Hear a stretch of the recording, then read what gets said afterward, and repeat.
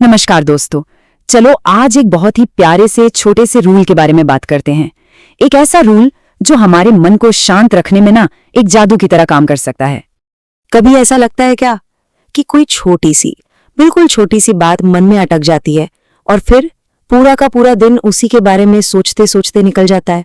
ये हम सबके साथ होता है ना? पता है ये कैसा लगता है? जरा सोचिए कि कोई यात्री है जो अपने बैग में रास्ते में मिलने वाले हर छोटे बड़े पत्थर को भरता जा रहा है। अब क्या होगा?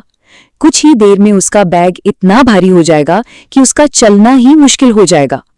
हमारी ये जो छोटी छोटी चिंताएं होती है ना, वो बिल्कुल इन्हीं पत्थरों जैसी होती हैं। हाँ, यही तो है वो छोटे छोटे पत्थर। जैसे किसी ने कुछ कह दिया हो, या कोई पुरानी बहस याद आ गई हो, या फिर हमसे कोई छोटी सी गलती हो गई हो। हम क्या करते हैं? हम इन बातों को अपने मन में बार बार दोहराते रहते हैं, बिल्कुल वैसे ही जैसे किसी फिल्म का एक ही सीन बार बार देख रहे हो। अच्छा, अब एक मजेदार बात बताती हूँ। शेयर बाजार में ना जो समझदार लोग होते हैं वो एक नियम का इस्तेमाल करते हैं जिसे कहते हैं स्टॉप लॉस। इसका मतलब बड़ा सिंपल है।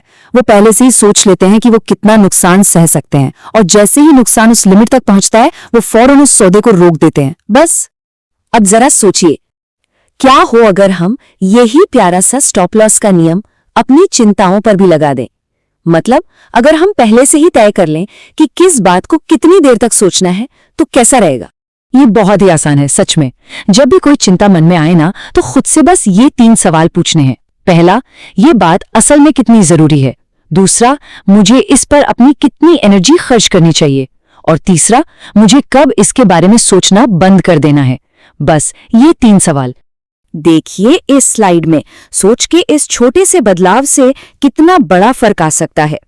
जो पुरानी सोच है वो हमें एक ही जगह पर उलझा कर रखती है, जबकि जो नई सोच है वो हमें आगे बढ़ने का रास्ता दिखाती है।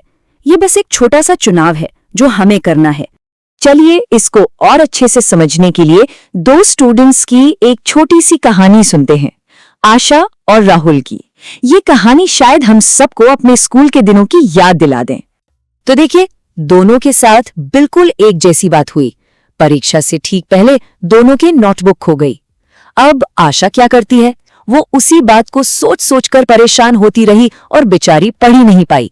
दूसरी तरफ राहुल ने सोचा, अरे चिंता करने से क्या होगा भला, और उसने फौरन अपने दोस्त से नोट्स लिए और पढ़ना शुरू कर दिया। देखा, एक छोटी सी सोच के बदलाव ने कितना बड़ा फर्क पैदा कर दिया। ये एक बहुत ही प्यारी कहावत है और इसके पीछे एक छोटी सी कहानी भी है। जब बेंजामिन फ्रैंकलिन छोटे बच्चे थे ना, तो उन्होंने अपनी सारी पॉकेट मनी एक साधारण सी सिटी पर खर्च कर दी थी। बाद में उन्हें लगा, अरे इस छोटी सी सिटी के लिए तो मैंने बहुत ज्यादा कीमत चुका दी है। तो हमारे जीवन में भी ऐसी ही सीटियां होती हैं, पता है। छोटी छोटी बहसें, किसी का कहा कोई बुरा शब्द या छोटी मोटी निराशाएं, ये सब वही सीटियां हैं। हम अक्सर इन छोटी छोटी चीजों के लिए अपने मन की जो कीमती शांति है ना, उसकी बहुत बड़ी कीमत चुका देते हैं।